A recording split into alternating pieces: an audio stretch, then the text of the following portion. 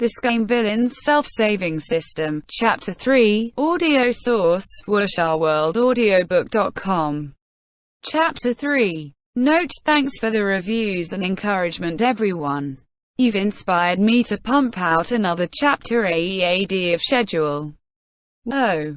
Xiāng Tóngxiù is an easily satisfied person, since he has already transmigrated into proud immortal demon way, and in his original world had or died and flipped his braid.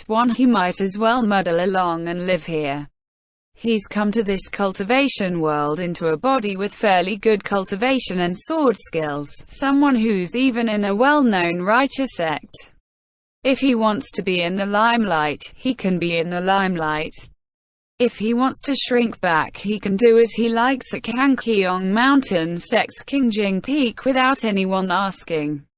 There's nothing bad with this kind of situation. The only difficulty is finding a sister.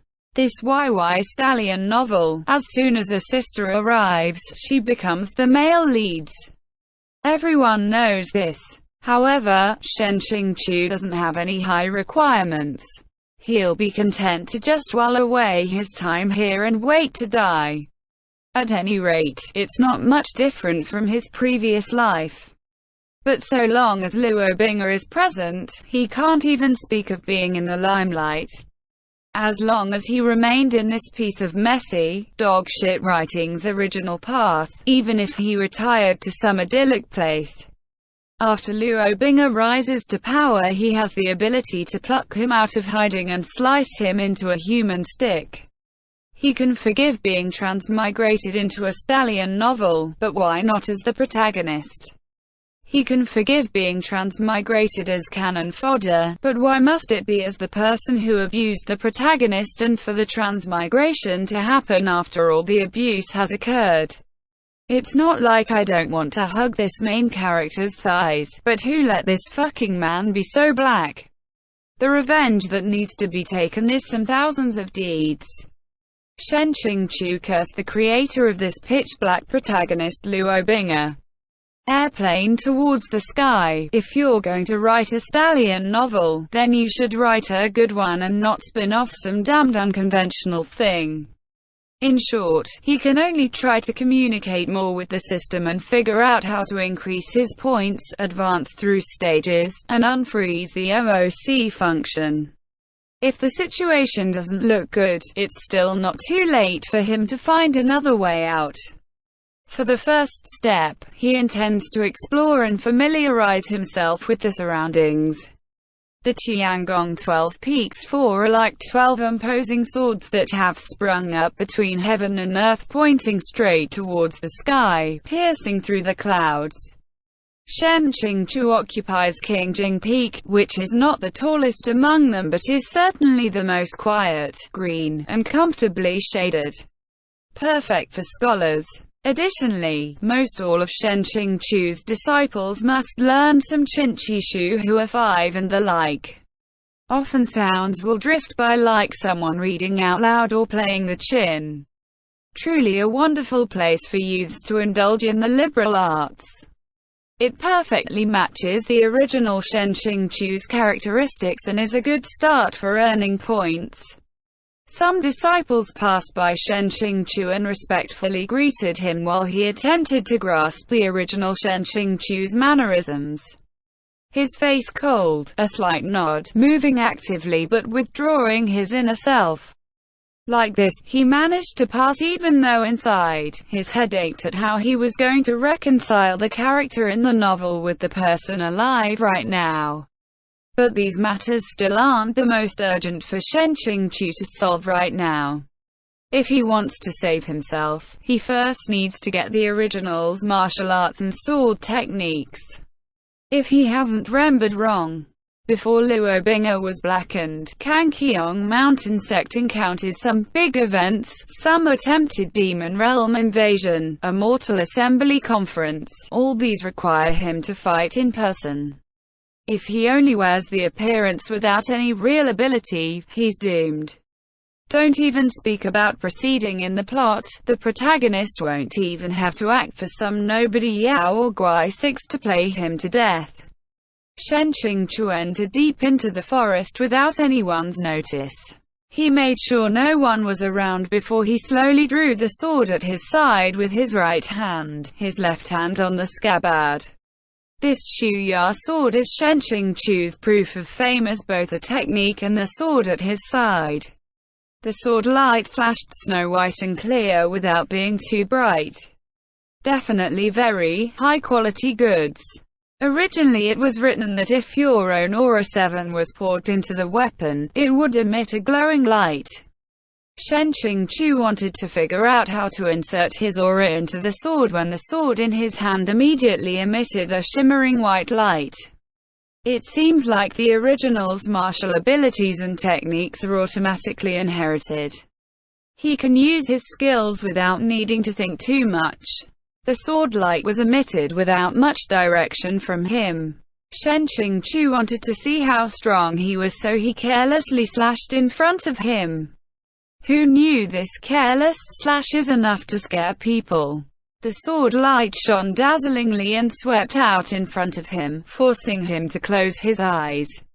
When he opened them again, the ground looked as though it had been ravaged by lightning, a deep ditch lying before him.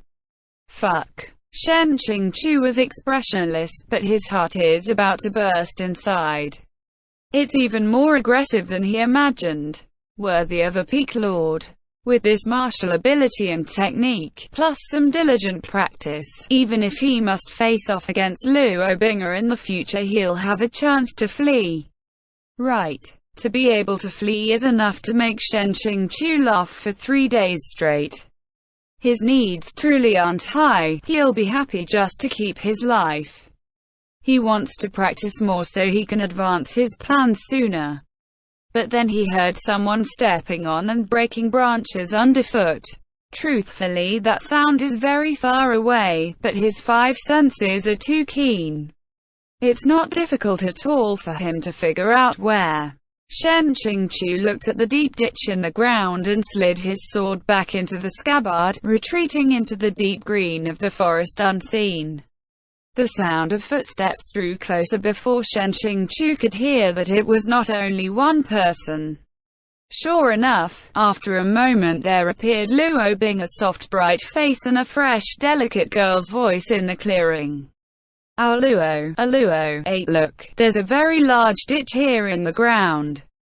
Hearing this method of addressing him, Shen Qingchu, who hid in the darkness, almost stumbled. The system helpfully explained. New character, Shen Qingchu's youngest female disciple, Ning Yingying. Shut up, don't need you to introduce. Those who call Luo Bing'er like that won't be just the one, this old man knows. Shen Qingchu's face was expressionless. Following behind Luo Bing'er was a pretty young girl who seemed to be a little younger than him, her braided hair bound with orange ribbons, innocent and lovely. Every standard cultivation novel must have an adorable little apprentice sister. And this little apprentice sister gave Shen Qingchu some complex feelings. This is because he had designs on Ning Yingying. No wait, it should be that the original Shen Qingchu had designs on Ning Yingying. Shen Qingchu is a hypocrite. Since outwardly he seems fair and it appears to be a pure and selfless love, inside he must be shameless, dirty, and despicable. He is a teacher, but had dirty thoughts towards his lively and well-behaved disciples. Several times he tried to lay hands on them and almost succeed at that. To dare lay hands on the male protagonist's woman, you can imagine the result yourself. When Shen Qingchu was reading the novel, he felt it was a bit strange. Why didn't Luo Bing'er castrate him? He even went to the reader comments section and joined the group in writing, "Please castrate. If you don't castrate, you'll anger the readers." These kinds of comments. If at that time they had succeed, he would cut off the hand that had written such things at the time. Luo Bing'er looked at it but wasn't interested, only smiled warmly. Ning Yingying wanted to keep his attention on her but had no words to say. Which apprentice brother do you think it was who cut this sword scar during practice? Luo Bing'er held an axe and began to cut down a tree, said, "Impossible. Among the cultivators on Qingjing Peak, there's only Shizun who's capable." Shen Qingqiu mentally coughed twice. "Young boy, you sure know your stuff." Ning Yingying sat on a slanted slab of limestone, resting her head against a hand. "Oh, then that crevice was created from being struck by lightning." Luo Bing'er didn't pay attention to her anymore, focusing all his attention on his hands and continued to honestly cut down trees. These tree trunks aren't weak and thin. The axe is half rusted. Luo Bing'er is only 14 years old, so cutting down the trees is extremely tiring. It's not long before his forehead is covered in sweat. Ning Yingying was bored again and entreated him, spoiled. Luo, come play with me." Even with a face full of sweat, Luo Bing'er doesn't rub it off and continues to chop trees. He said, "It won't do. Apprentice brother instructed me. After taking care of today's firewood, I still have to jump in the water. 9. If I finish chopping wood faster, I'll have time to cultivate some more." Ning Yingying said, "The apprentice brothers are sure bad. It's always you doing this and that." WuxRWorldAudio.com. "The way I see it, they're purposefully bullying you." "Humph, I'll go back and tell Shizun about this. Guaranteed to let them not dare to bully you again." Shen Qingqiu was frightened and his face changed color. No, you had better never tell me." "What should I do? Which side should I teach a lesson to in the end, like this?"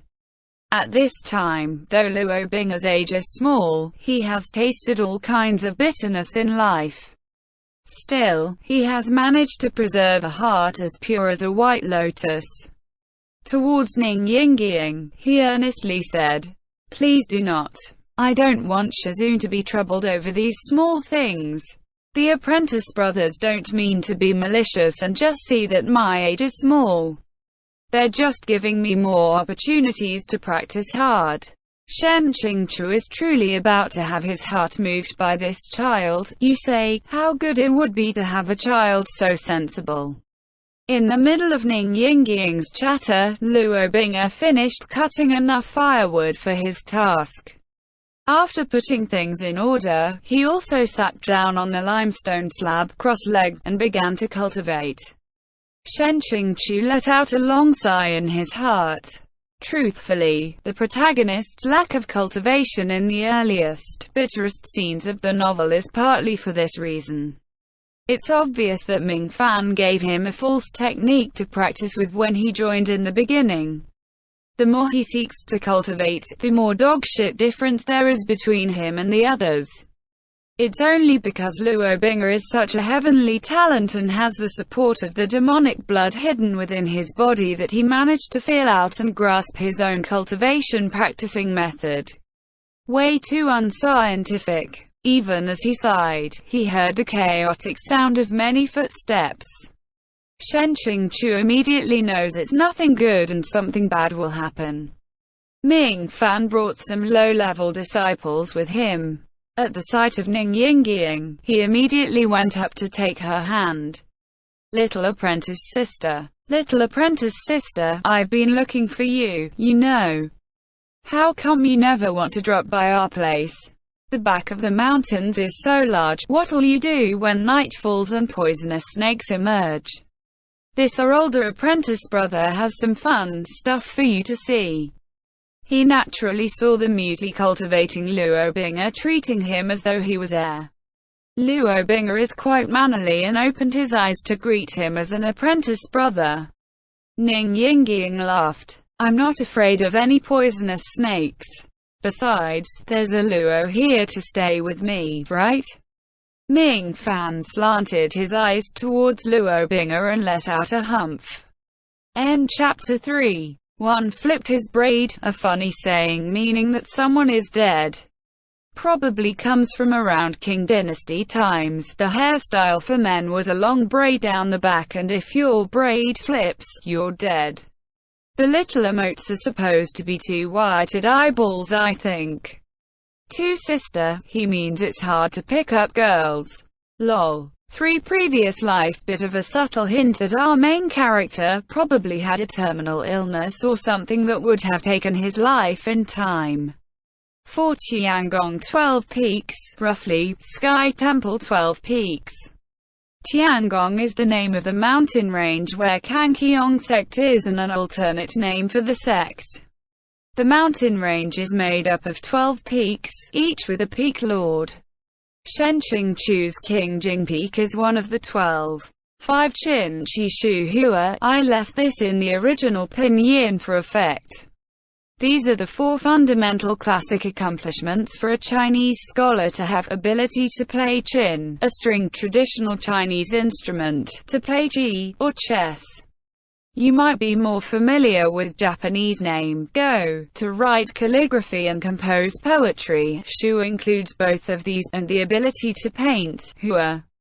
6 Yaoan Guai. In ancient Chinese culture, the species existing in the world can be divided into Shen, Mo, Xian, Yao, Ren, and Yin, or heaven, demon, fairy, spirit, human, and Yin if you really want a translation.